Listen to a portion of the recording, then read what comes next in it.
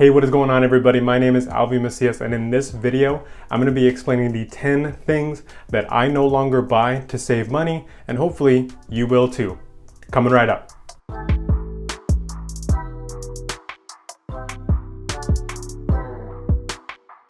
Okay, so let's just jump right into the 10 things that I no longer buy. So number one is going to be full price drinks at restaurants. Now, of course, with the pandemic and everything going on, going out to eat has been a bit of a challenge for some people in different parts of the country, but with everything starting to open up again slowly, what I've noticed is that drinks and just going out to restaurants usually have an extra little service charge attached to them. So in order to help circumvent this, what my girlfriend and I like to do is we like to look for happy hour deals, and specifically happy hour deals that go a little bit later into the evening. Now, most happy hours will go from usually about 4 to 6 p.m., but we both work until about 5:30, so catching the 6 p.m. is a little bit difficult. We usually like to wait until a happy hour ends at 7 and go to restaurants that have longer happy hours in order for us to get cheaper drinks at restaurants that perhaps we've never tried before or our local favorites. So the second thing I no longer buy in order to save money is morning coffee.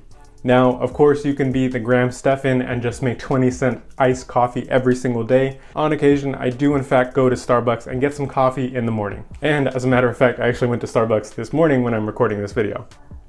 Going to get some coffee is not going to make or break your entire budget. I seriously doubt a $3 coffee once in a while is going to really save you that much money.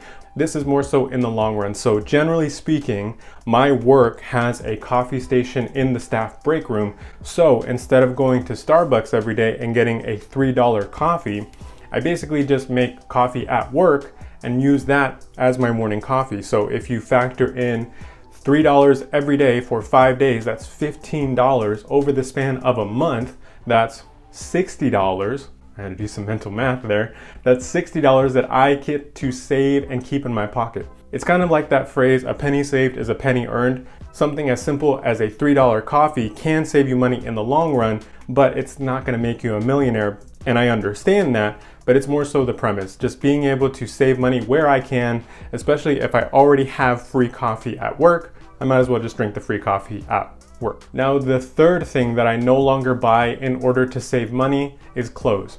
Generally speaking, I buy most of my clothes at Target and Costco, and the clothes that I buy, I generally keep for quite some time. My closet is not very extensive. I specifically buy things that are staple pieces and easy to mix and match, so I have variety in outfits, but I'm not going out and buying a $300 pair of sweats or a $400 t-shirt or button down. I generally like to stick to plain colors, not a bunch of funky designs.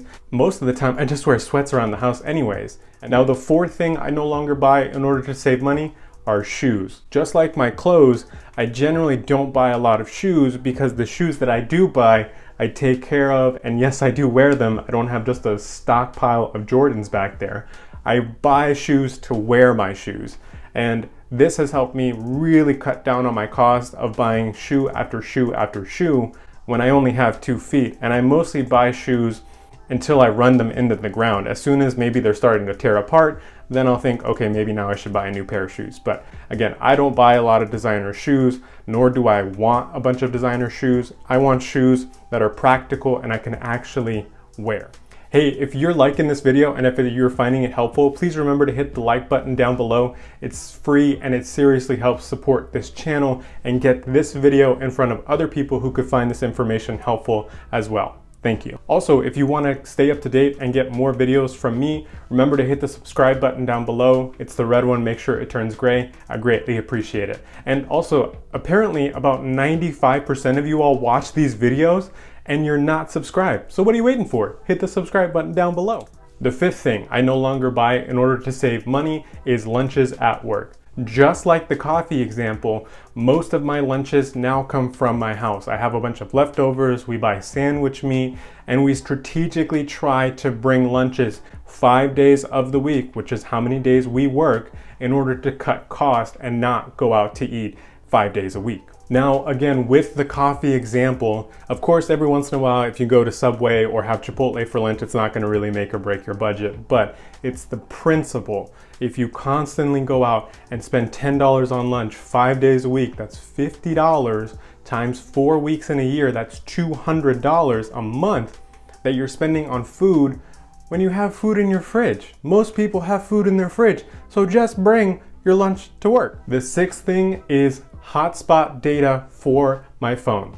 Now, generally speaking, I am somewhere where I'm either connected to Wi-Fi or I am okay using my data because I don't use it that often, again, because I'm usually connected to Wi-Fi. So previously I was spending, I think it was an additional $15 per month with Verizon in order to have access to hotspot data. And for those of you that don't know, hotspot data is simply being able to turn your cell phone into a hotspot for you to connect either your laptop, maybe somebody else's phone, or an iPad if you're in a car ride or if you're on an airplane or something like that. Most people don't need to have access to this because most people can usually connect to Wi-Fi. So we were finding that we were spending an additional $15 times 2 people, both my girlfriend and I had the hotspot data, and it was really just a waste of money because we hardly ever use the hotspot data. So if you do not end up using a lot of your hotspot data, check with your provider or your cell phone carrier and see if you're paying for a service that you don't actually use. The seventh thing I no longer buy in order to save money, single bottle colognes. This one, bear with me a little bit, it'll make sense in a second. So basically, I used to buy a massive bottle of cologne because it was usually cheaper and it was an easier way for me to actually have cologne as opposed to constantly having to go buy some. But what I found is that it usually goes bad before I actually get to use all of the cologne, or I just get tired of the same scent constantly, and it's usually $50 that I've spent and I only use about half of the cologne anyway. So what I have done, and actually my girlfriend found out this hack, is I went to a cologne store and they have this little pouch that you can have 5 or 6 different colognes, and then in that pouch comes with, actually no, I think it's maybe like 10 or 12 different scents of colognes. And in that pouch, you get a little voucher to redeem for one of your favorite scents from that pouch. So basically I had access to 12 different scents and it was about $50, and I get a free voucher to go buy a full-size bottle. So why would I spend $50 per bottle and never really get to use all of the scent when I can just buy that sample pack and then constantly go and renew and rebuy that same sample pack to get different scents for a lot cheaper? The eighth thing that I no longer